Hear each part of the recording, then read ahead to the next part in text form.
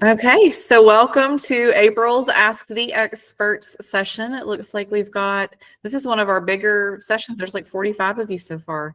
So that's exciting. We love seeing faces. If you're able to turn your cameras on, please feel free to do so. We love seeing your faces and your head nods and feedback and all that kind of stuff. And if not, that's totally okay too. We get it if you're, not in a position where you can do that. But we typically use this as a platform where we can share some updates if we have update information, whether that's success stories or updates to the program, whatever that might be. I'm going to ask Dr. Crandall here in a second to just share a little bit about some recent results from one of the studies that we've been doing.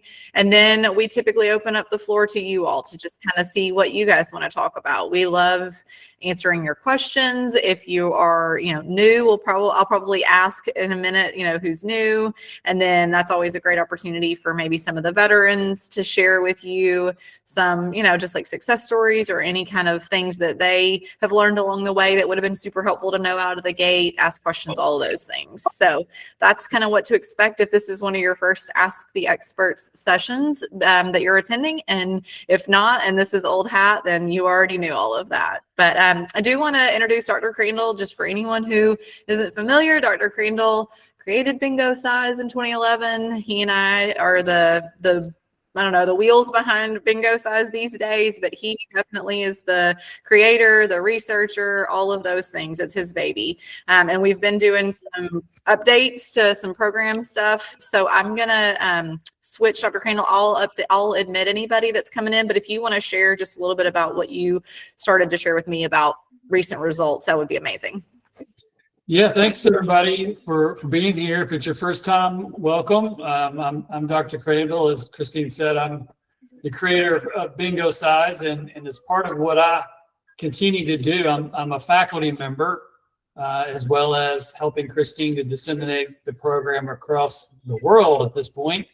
But I'm also continuing to do research on Bingo Size. If you've been here before, you know that we're continuing to develop new workshops focused on different populations, focused on different topics.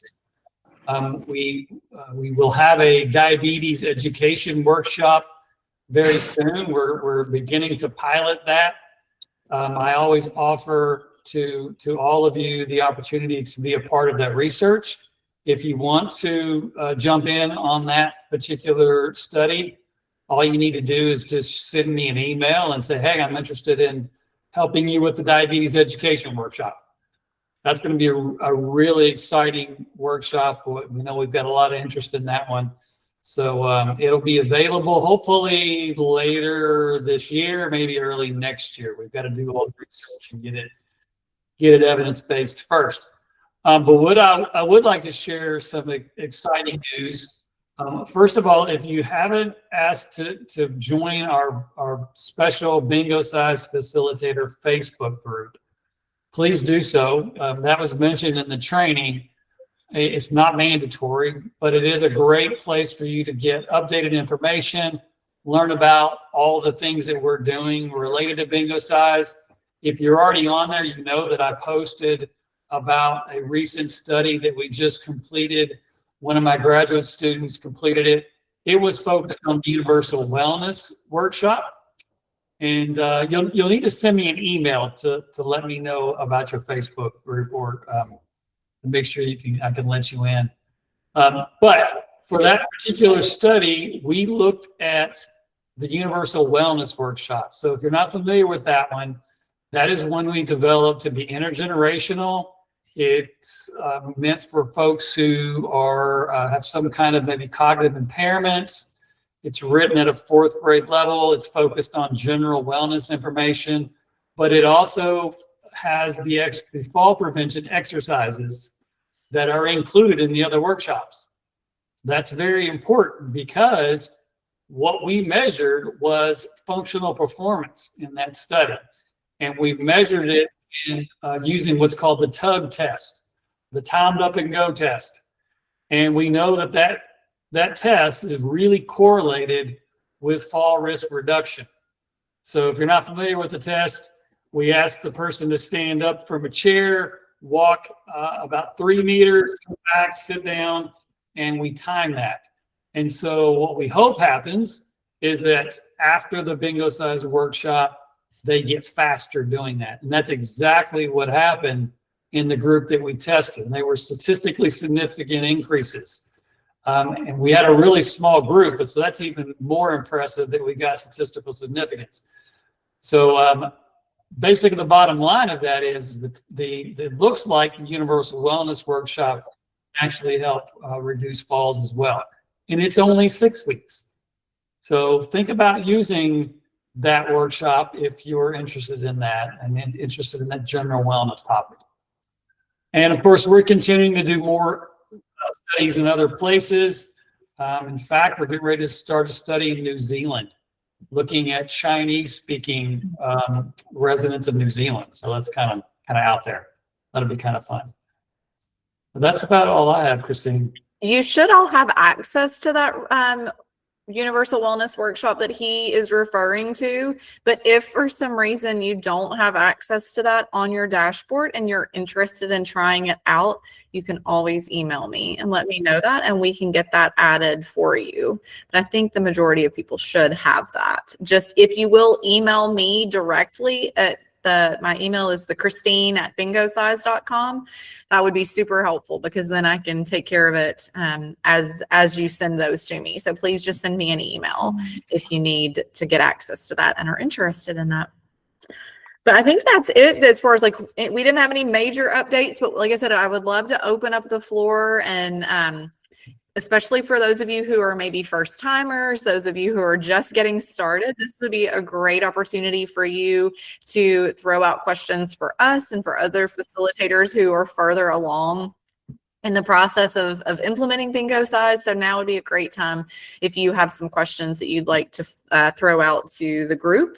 I will open the floor up. You can raise your hand, but you can also just unmute yourself and speak. And then if we, run into issues where there's multiple people, we'll navigate it from there. So if anybody has a question, floor is yours, or a comment or anything. Yeah, I have a question. Bingo Size is new to us. We've have some partnerships with the health department, and we'll be receiving some funding to train and certify instructors and purchase the prizes or something. I'm not super familiar with that, but it looks like there are several different not packages, but like blocks of time where somebody would make a commitment to like the 10 weeks or the 6 weeks. Do people are they supposed to sign up for those, or just kind of come as I'm at a YMCA, so would this be considered like a group exercise class that we normally would have, and it's just come as you will?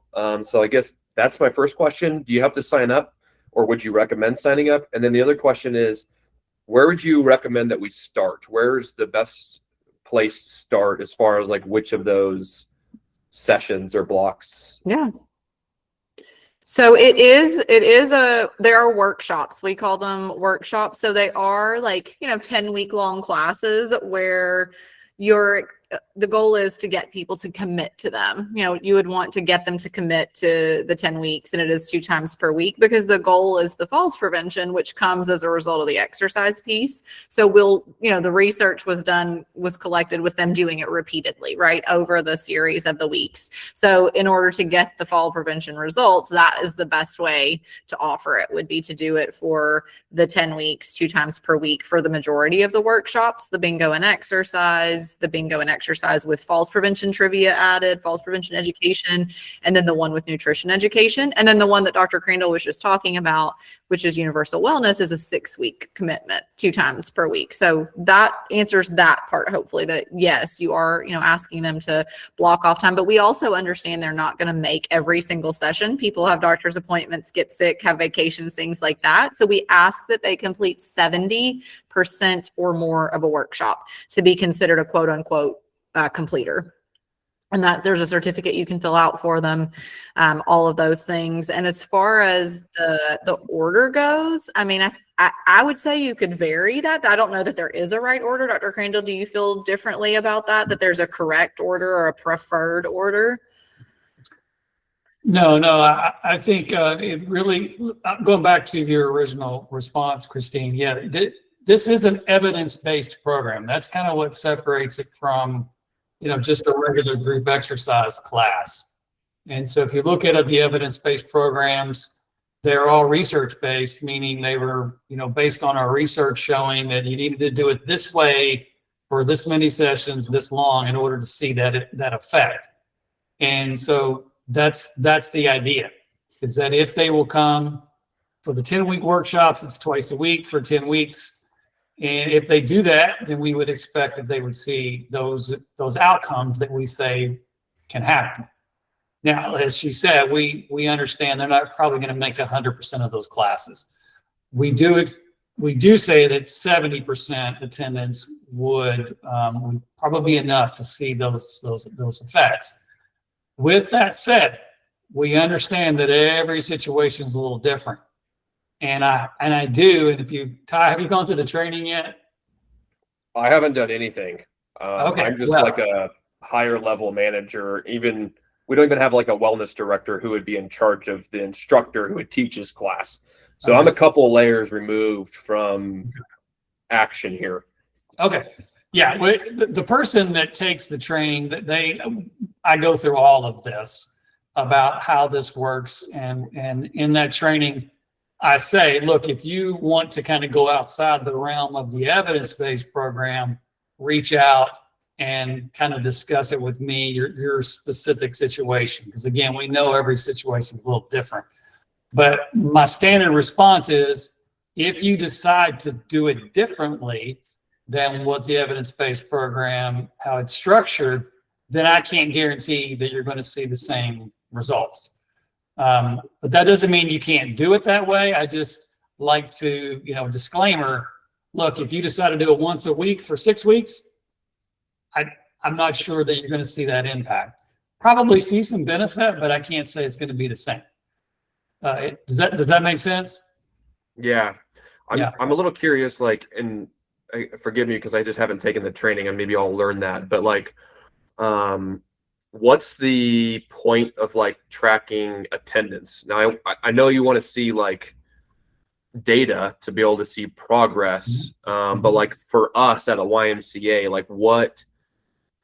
why would we track attendance? Is it I don't know. Well, I mean, it's completely up to you. We don't require that. We used to for our data purposes, but it is completely voluntary now. And again, that's in the training. I talk about different assessments that you can do, which is great for motivational purposes. We like to say that if they complete 70%, they're going to be considered completers, and you'll have access to a blank certificate of completion that you could, award those people who do complete. So that's one good reason to track attendance. But it's really up to you how you want to do that. You don't have to do any of that if you don't want to. Also, the order. He asked about the order of the workshops. I mean, again, that's kind of depends on the purpose. We have some folks who are RDs, right? And they're focused on nutrition. So they'll obviously start with the nutrition focused workshop. Most of our folks are going to be focused on falls. So if that was your purpose, then I would definitely start with the exercise, bingo, and fall prevention education workshop. And then you can move on to another one, after you complete that one. But that would be the one that I would start with. Other questions? Question? Yeah. I completed the training about a month ago, maybe 3 weeks ago. Are we going to get a manual, a book when we It's complete the printable. training? It's printable. You should have gotten access within 1 to 2 business days of completing that. You should have gotten access to a dashboard. Unfortunately, I it did. goes to spam sometimes. Okay, so then you print and download everything from there. We don't send you Okay. printed materials, but you have access now to all of the different workshops. And so if you go back to the training, it's if you're having trouble navigating it, it should walk you through all of that stuff in the training, where it shows you where the materials are, and each one one has its own workshop folder. So like if you picked falls prevention education, there's a falls prevention education folder. And then there's, like everything is in that for that particular workshop, and the same for the other ones. Okay. Thank you. Yeah. If you don't see it or there's an issue, let us know. Carol, go for it.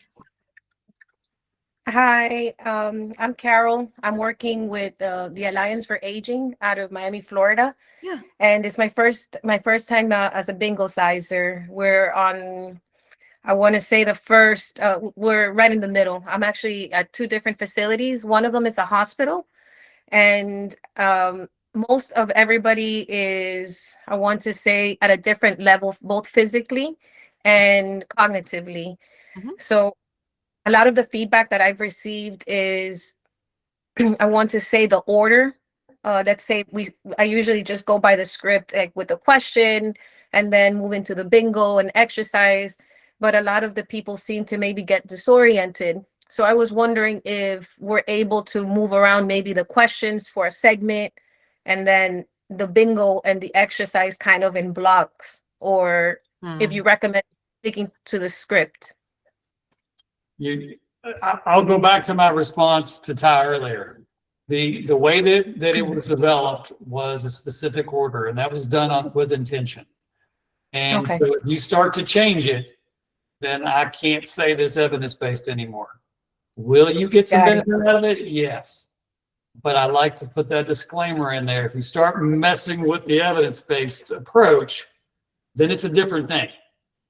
So that would be my response to that. You could always do the bingo and exercise workshop. If the trivia piece seems disjointing for them, you could just do the bingo and exercise workshop and then get the same benefit of the exercise and bingo, and it wouldn't have the trivia component. That's an option. Okay, and I had one more question for you. I have one of the facilities that I'm at that has a dry erase board. So I just write bingo on the top and put the numbers. I found it that helps, just in case if anyone hasn't tried it. I think it's really good. It gets everybody excited and kind of, they can see the numbers as well on the board. If you don't have the computer-based program. And then a microphone as well. I have a large group of 30. So I'm finding it. I have to work the room a lot. So sometimes it takes a whole hour just for one game of bingo. So I was wondering if you would recommend using the microphone, and if so, if anybody has used it, and any recommendations as to what you use. The microphone is that's absolutely fine. As long Okay. as you want people to hear you, and if you've got a large group. Now, the thing that you got to keep in mind is you have to have two trained facilitators if you have more than 20 people participating in a group. So it sounds like you've got 30, so you're going to need a couple of people. So Okay. just keep that in mind. So yeah, now, do you have a smart TV, or do you have a PowerPoint projector in your facility? I have my laptop, but they don't have a way to connect me. So I just do it the old school way. Yeah. But it worked pretty well. And I take my own music, put the volume down when I do the questions. But again, since everybody's at a different level, I think that maybe having the microphone would really help me. I'll probably just get one of the ones that I can walk around with, Well, you could get the little headsets with like the little, like the little like the tour guides wear. exactly. When Okay. I first started this years and years and years ago, and I would have students go out and do it, I did exactly that. I had a little headset that they would That's what I was use thinking that about. would attach to their belt, and they were able Okay. to be heard a lot better, because a lot of them were kind of shy and they didn't want to speak up. So Yeah, that's always a good idea. Thank you. Mhm. Dr. Crandall, Sharon Dallas was having issues with her mic, and she wrote something in the chat, and then I saw there's somebody else with their hand up, so I'm coming back for that too. There's others with their hands up. I'm coming back for you guys here in just a second. Sharon was asking, can you double up on sessions? And I'm assuming, Sharon, that you're asking, could you do like 2 sessions in a day? You definitely wouldn't want to do that, but I'll let Dr. Crandall kind of elaborate a little. Again, this kind of all goes back to the research piece of things, but that would probably be too much for people. Yeah, that would not be a good idea. I mean, I understand trying to squeeze it all in time, but that would not be a good idea, especially since it is an exercise program. You know, I mean, the health education part, so it would kind of be a little overwhelming. So yeah, I wouldn't do that. Yeah. Let's see. Shimei, you had your hand up first. I'm going to run through some of you with hands up here. We've got 4 or 5 people.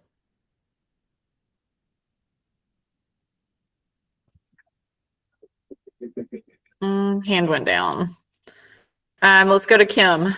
Kim Powell. Yes, I just I'm was. sorry, I wondering was about- on mute. Oh. I was talking and I was on mute. Okay, Kim, hold on just one second. I'm so sorry. Shimei, am you go so ahead sorry. and come back to Kim. I was just talking and I'm like, why can't you hear me? Okay, sorry. My name is Shimei and I'm a falls prevention coordinator with the Licking County Health Department in Newark, Ohio. I just wanted to share about the universal wellness piece that you guys talked about. I feel like that would be a great component to add to our grant because we currently have partners and agencies completing the fall risk assessment with the CDC Steady Toolkit. And I know y'all mentioned the TUG test. And that's kind of one thing that they do as far as the assessment with the older adults. I don't think I've seen that on my training. I just completed the training a couple months ago, and I don't think I've seen it on there, but I would definitely be interested in using that. I know you mentioned it was a 6-week class, right? Mhm. Now, would that be separate from the other piece of just the bingo size and the nutritional component? Is that like a separate workshop or can that be incorporated with the other pieces? Or how would you go about doing that? It's a separate workshop. Okay. So you should have access to that. If you don't, email me, Shimei. Okay. If Okay. you took it recently, you should have access in your dashboard. It would be in your materials. It wouldn't have been in the training necessarily. It would be in your dashboard where you can see all of the materials. But if you log in there and don't see it, just email me. Okay. Okay. All right. Thank you so much. And then I have one more question. I wanted to ask about the web-based online component. So our target population, of course, are older adults, and we have been coming across individuals who are homebound, who are not physically able to get to the class. So I was trying to create another way for them to be able to get involved with Bingo Size and offer them that web online base. I just kind of want to get your suggestion on how to like tailor that way it's accessible for them to be able to log on and still do the Bingo Size class.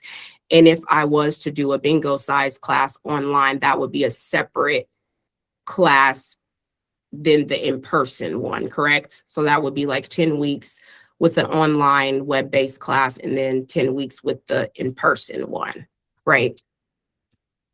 No, Sorry, hopefully I wasn't. Yeah. Well, first of all, to address your question, we have a lot of folks who have people at home joining sessions. And there's different ways to combine. I mean, you could have an in-person group and have the person at home joining that group if you want, using technology. You could have Zoom or GoToMeeting or whatever you decide to use where that person could see what's going on in the session. Now, they could log in using the web-based game and log in using Zoom. That gets a little complicated. What most people do is they just use the Bingo Size cards, paper cards at home. And they're able to see everything going on because you've got your camera on and they're able to see what you're doing. So it doesn't have to be a completely separate workshop.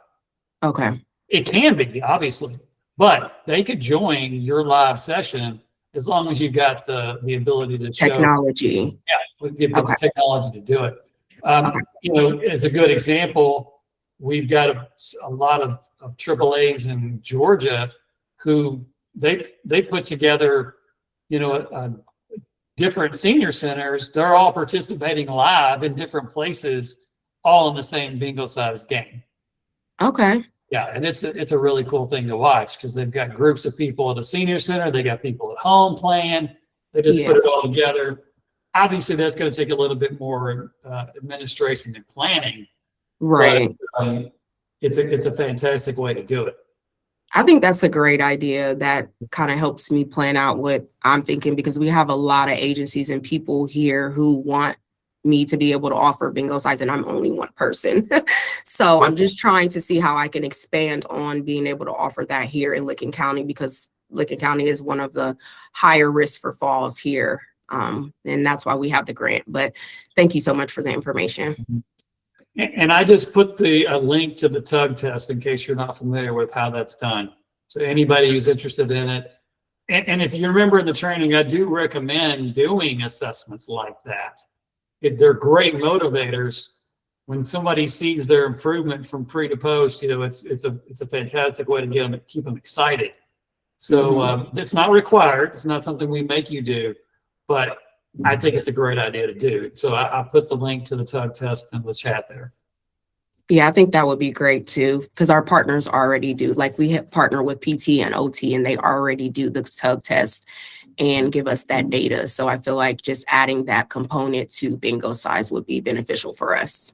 Yep. Thank you.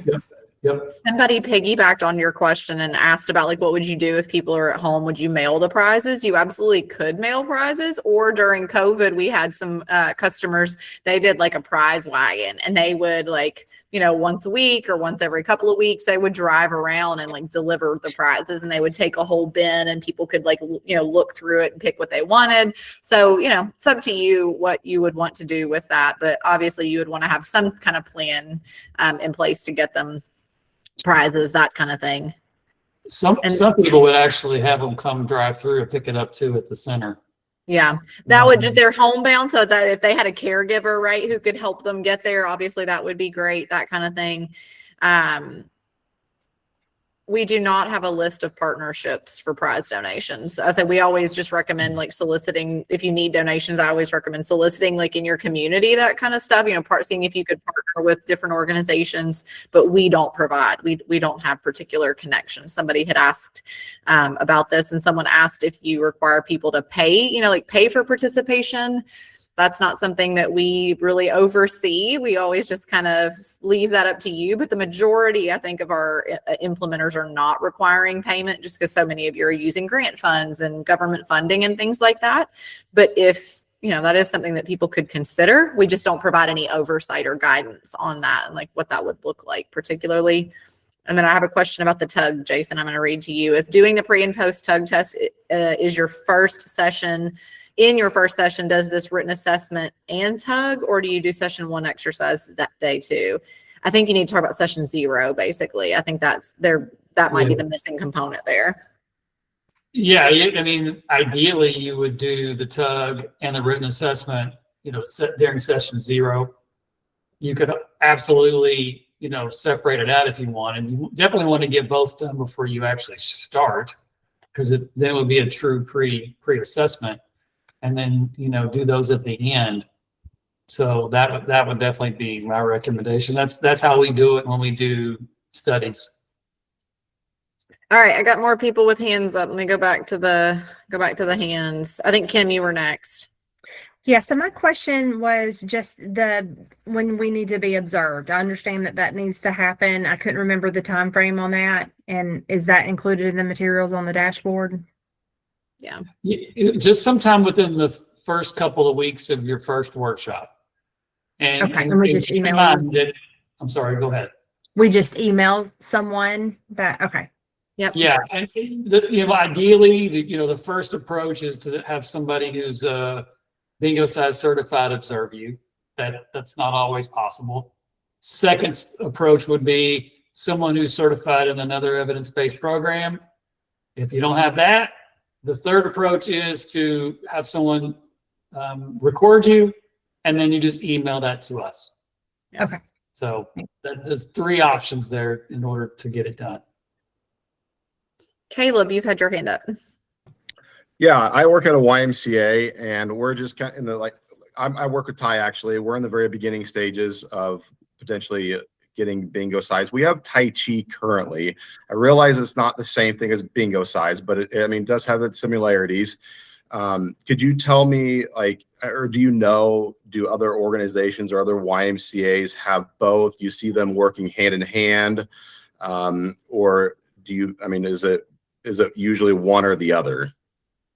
No. A lot of our folks have multiple evidence-based programs. It's definitely not unusual to have enhanced fitness, to have bingo size, Tai Chi. Those are probably the biggies, matter of balance. So, all those are probably familiar. So all of those are, it's not unusual again to have them at the same place. And so people will just alternate. They may do matter of balance for a while, switch over, maybe do bingo size, and just kind of mix it up. So that's not unusual at all. They piggyback well off each other too. Like one, is a good catalyst to get people to come to another, that kind of thing. Because it's like on one hand, they do cover the same, audience, but it's like one might be more successful at recruiting, and then once they've done one of them, they might be more likely to do another. So we always like to say that they complement each other very well. Gotcha. That's great. Thank you. Elias, you've got your hand up next. Hello. Just wanted to start off by saying that we're also new to this and we haven't implemented it yet, but we've started the trainings, right? So we have a lot of questions, but one of the main questions that we have is that we're doing this under Title 3D, which states that it would be for 60 years and older. I know that bingo size doesn't really have an age restriction, so how does that go into play? That's really up to you and your AAAs, I guess, how you want to handle that. And you're probably not going to be able to use it for, using your Title 3D funds if you've got people less than 60. It doesn't bother us. I mean, I love everybody to participate, but I think you're going to have to talk to your admin folks about how they want to handle it. I know that I've dealt with others who absolutely won't let anybody less than 60 into the group. Okay. I could care less, right? Okay. Everybody participate. So that's going to be really on your admin people. All right, sounds good. And one of the other questions is, I know in the dashboard there's like templates for flyers. Do we have to stick to those, or can we? No. Nope, they're just there to help you if you don't have the capacity to create new ones, right? I mean, they can create new ones as long as they adhere to the guidelines of. Yes, we have a brand guideline, style guide that kind of tells you how you can use the logos and such. So as long as you use that to create your marketing materials, then you're good to go. Okay, sounds good. And two more questions, sorry. Is there, when we're doing the pre and post test, is there like an electronic version, or is it print and do it hand by hand? The assessments are PDFs. The attendance sheet, I believe, is fill-in. It's a fillable form, but it's not a electronic form where you're submitting data. It is pencil and paper, basically. Yeah, it is Your pencil and differences paper. for them. But keep in mind, you do not have to do the pre-post assessments. That was a big change we made last year. We like for you to do it and send it to us because we continue to use that data, but you absolutely do not have to do that. Okay. And just one more question in regards to that. Once or after we submit, like, let's say the pre and post test, do we receive any data back, or is it just all submission? Not at the moment. Not at the moment. We're getting a lot of data and we're compiling it, and so it's difficult to get all that back at the moment. If you would like it, you can put in a request, but I can't guarantee you how long it's going to take. I've got students that handle that. Okay, awesome. I think that's it, and this is really helpful. So thank you so much. Thank you. Miss Ada.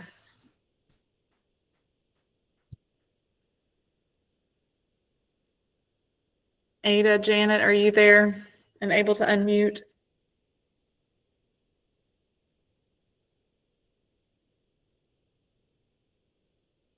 Okay. There you come. You're still muted. I see you. Just got to hit unmute there. You're muted.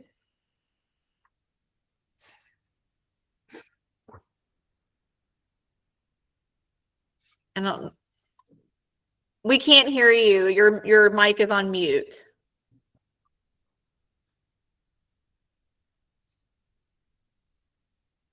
Okay, so I'm gonna give you a. I'm gonna let Missy Zora talk while you see if you. Oh nope. Oh, I think you got it.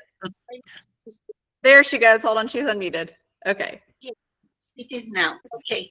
Thank you. It's nice, yeah, to understand that these all new updates for better. And I have a question. I am close to do part of my certification. I want to know if I need to take again some part of the workshop, including the exercise innovation part.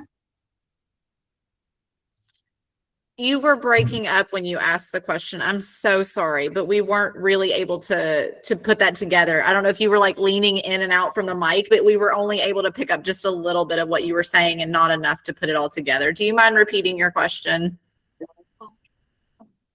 I am just close to do the recertification of Bingo Site. The recertification. Yes. Okay. And then my question is, to do that, I need to take a workshop about the new updates of exercise innovation. Email me specifically if you don't mind, and I'll look up to see if you need to, if you've already taken our newer version of our training, then you wouldn't have to take it again, but I would just need to look it up. So do you mind just shooting me an email and I will look at that for you, and then I will get back to you exactly what you need to do from there, okay, to get you recertified. Okay, thank you. Yes, ma'am. Izora, your turn. Okay, thank you so much. I believe my question has to do with Fidelity. I'm having scheduling conflicts. So is it okay if I do the sessions 2 days in a row, like back to back? Because the way it's set up right now. Okay, I see you shaking your head. I'm gonna go back to my original response about how the evidence base works, and doing that is probably not the best idea, because again it goes against the evidence base. It doesn't allow recovery for the exercise piece, but if it absolutely positively can't be done in any other way, then it would be up to you on how you want to approach that. But as the evidence-based person, I would have to say that's probably not the best way to do it, and leave it at that. Okay, no problem. Thank you so much. Yeah. Janice, you're next. Hi, we're relatively new to Bingo Size. We've just started this year and we've been doing quite a number of workshops though. What we're finding is it's just a bit cumbersome to switch back and forth to get the Spotify music. Is there, because we have to have two separate tabs open in order to do that. We have the little box in the bottom, but it only plays, you can't create a playlist. You have to like have your own a separate tab open to play the songs from a playlist for each exercise. And we're just kind of flipping back and forth between the screens. It just takes a little time. Is there a way that it, or maybe we're missing something, I don't know, that you can just have your playlist play straight from the little box at the bottom? Yeah, I thought that was the whole point. So I'm gonna default to you. Say if you've had experience with that, Dr. Crandall. Do you have a Spotify account? Yes. Okay, so when you created the Spotify account, you don't see the playlist in Spotify? Yeah, I mean, I can do that, but it has to be, it's not on the same screen Yeah. as the Bingo Yeah. Size. So what Yeah. you're saying, it doesn't play directly through the little plug-in in the web-based game. No, you can link to Spotify through that, but then if you want to like play your playlist, you have to like just create a playlist and you're flipping between the one tab and the other tab. It just takes a little bit of time, a lot of jumping around a bit, and then yeah. Yeah, you're right. You're right. You can't play the complete list in the same page because Spotify's not built in to the app. What you could do is you could have a split screen where you have Spotify on one side and you have the app on the other side, so you're able to see them on the same screen. So you can do that. Like I know with Chrome, you could put two different screens, two different tabs that you're looking at the same time. So that's one approach. You could play, if you had an external speaker, you could just play the playlist on your phone. So that's another approach. But yeah, at this point, you can't play the complete playlist within the app right now. Okay. Yeah. All right. We just didn't know if we were missing some app. No, feature. you're not. You're Okay. not. All right. Thank you. And then Arnold. What I thought was. Hello, everybody, and good afternoon. Hello. Welcome. Okay. Can you hear me?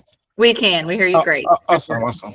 Thank you. So I am a newly certified bingo size instructor. So my classes are coming up soon. I work for Jamaica Hospital Medical Center. I'm the injury prevention coordinator and community outreach educator. So my main goal is fall prevention amongst older adults, 60 and older. My question is, are there required components that must be included for every session to maintain fidelity? Yes. Yeah, you're Absolutely. going to follow the scripts. Have you taken the training already, Arnold? You said you had, right? Yeah. Yes. Yeah. Yeah. So if you look at the materials on the workshop, so actually I'm going to share my screen because someone asked earlier about the materials and whether there was a printed manual. Bear with me here. So for those of you who have been around a while, this is familiar to you. For those people who are new, this is how you get the actual curriculum materials. So Arnold, to address your question, you are likely going to do the fall prevention workshop, which is what I would recommend. And here you're going to find all the materials, the scripts that you're going to follow. So everything that's on that script. I'm gonna open up the facilitator guide here so you can see it.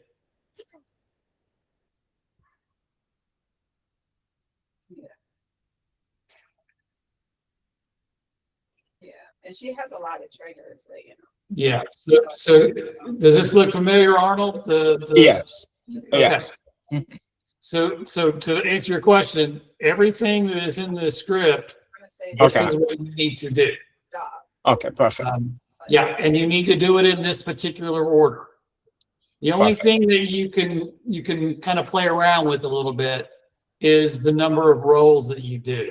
If you remember when I talked about the web-based game where you can do more roles to keep things rolling, to keep it fun. That's kind of, you got that freedom. But other than that, if you're going to do the fall prevention workshop, fall prevention education workshop, you need to include the education, the exercises, and of course, bingo. That address your question? Yes, thank you so much. Okay. And I think somebody earlier was asking about the materials. So that's where you find them. That's where you find them. Yep. Jason, someone is asking about if they're just searching in Spotify, how do they find the bingo size playlist? I think if you just type in bingo size playlist, it'll pop up. I think there's multiple ones too. People have created additional ones since we did the first one. We didn't even create that one. One of our facilitators created it. So there's not a right or a wrong playlist. It's basically just someone, like people have created some and have shared them.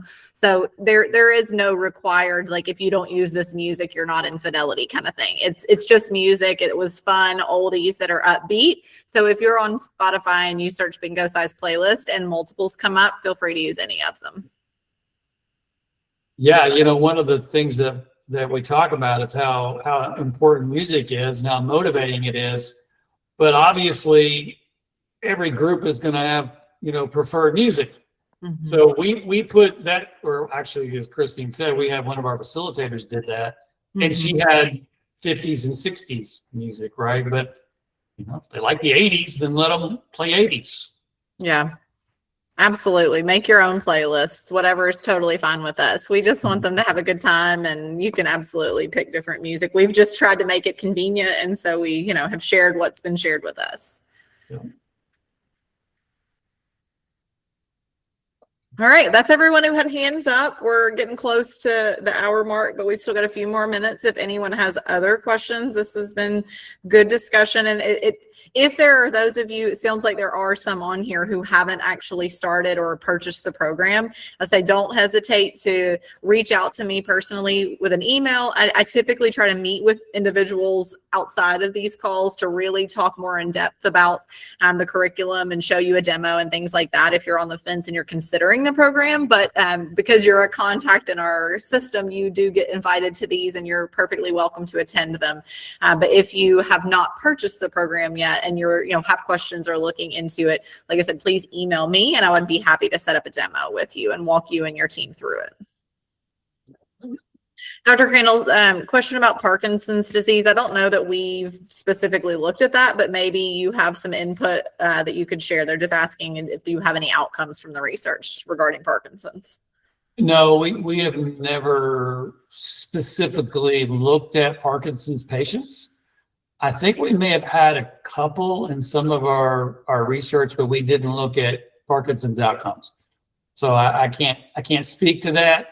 I would say anecdotally, it is exercise. We know exercise is beneficial for those folks with Parkinson's. So absolutely, I think it would be completely appropriate for them to participate. Mm-hmm. Carol, did you have another question? Hi, I did. I was just wondering if we were to do volunteer work on our own, if you would just require for us to send you the material, or if there's anything in particular that we would need to fill out to let you know if it's a library, a school, etc., anything like that. Do they fall under the purview of your organization's licensure, I think would be the question. So if your organization bought the license, and if your volunteering work is in conjunction with that, that would probably be okay if it's in the counties that you have covered. But if it went outside of the bounds of it had no connection to your organization that you work for professionally, then I think that might be something that we would need to look into and question, just because your organization technically owns the license that you're working under. So that would be a little bit of something we'd have to look into with them, and look on a case by case basis probably. Okay, thank you. Mm-hmm. One more question. Are there any outcome measures publicly available? We have a research page on bingosize.com, and you're able to see all of the publications that Dr. Crandall and colleagues have had. So that for sure you can go on just bingosize.com and check out the research tab, and you can see all of the different publications there. Christy, we also have that new summary of everything too that I share with you. We could put out there. Yeah. Is that something that you want to put on the website so people can access it, or you want to send it to somebody? I can. Yeah, we can put that out there too. Kristen McBride. Kristen's still with us? I think she is. Yep, there she is. Kristen, yes, absolutely. And I'm glad you brought this up about the nursing home projects that we do. So for those of you who aren't familiar, we do have a special range of motion workshop just for people in long-term care nursing homes. And we have a way to get that particular program funded for free in nursing homes. So if you are affiliated with nursing homes, or you know folks who do work with nursing homes, we can help you get that for free. We've done that across the country for the past, I think, 8 years or so. So just reach out, just as Kristen emailed me about it, and let me know you're interested in that. We could set up a meeting to talk more about it. I was so curious where I was like scrolling all through the chat trying to find where I missed Kristen's question. And I was like, I don't see this question anywhere. He's on top of it. She emailed me already. Okay, well, that makes me feel a lot better because I was like, well, maybe she DM'd him directly and I can't see it because I do not see her question. I just didn't want you to think I was ignoring you if you had a question and I didn't address it. Any other last minute questions before we let everybody go? Yes, my last question. What about senior centers? Can we get that for free as well? I know. Yeah, that's new to me. No, the funding comes from the Center for Medicare and Medicaid for the nursing homes. Okay. So CMS actually pays for it. We help people apply for the grant. Okay. Good try though, Harlan. You know, Can't blame anybody. it doesn't hurt to try, right? It does not. It does not. All right, thank you. That was very helpful. Thank you so much. Of course. Carol asked, are there any specific programs for cancer patients and or arthritis? I mean, I would argue that all of these are going to be great for them, but you know, we don't have a specific workshop, educational workshop or anything like that. But that's the beauty of Bingo Size, is it's so versatile and it's for so many. Jason, I'll let you piggyback on that. No, that was exactly what I would say. And specifically the arthritis, we've had one of our studies we did out of Virginia, we had over 4,000 people participate in that, and about 42% of the group had diagnosed arthritis. And so we had significant improvements in that group. So I would say it's definitely beneficial for those folks. And I, you know, as far as cancer goes, I think it would depend a lot of variables there. Yeah. But you know, we do know that exercise can help with some of those, especially during treatment. Assuming that they were cleared to do exercises Yeah. and the doctor encouraged them to continue exercising, I would think that it would be as good as any other exercise program, you know, assuming that they were prescribed to do that and able to continue. Yeah. Great group today. Great. Yeah, group. great questions, everybody. This was super, hopefully this is super helpful, especially for those of you who are early on. Hopefully this has been encouraging. We love hearing success stories. We try to check in periodically, but if you guys have questions, success stories, always hop on these. We do them every month. We love to see emails from you. Email us pictures, post pictures on social media and tag us in them when you have a group of Bingo Sizers complete, all that kind of stuff. We love, celebrating your wins with you because it's a win for us. Our whole purpose is to, help you all spread falls prevention and see people get better and have smiles and all of those things. So definitely share that stuff with us. Next facilitator meeting like this, Ask the Experts, had to think for a second. I'm like, what is this called? Ask the Experts session will be 4 weeks from today. So Monday, May 11th is what we have scheduled for the next one.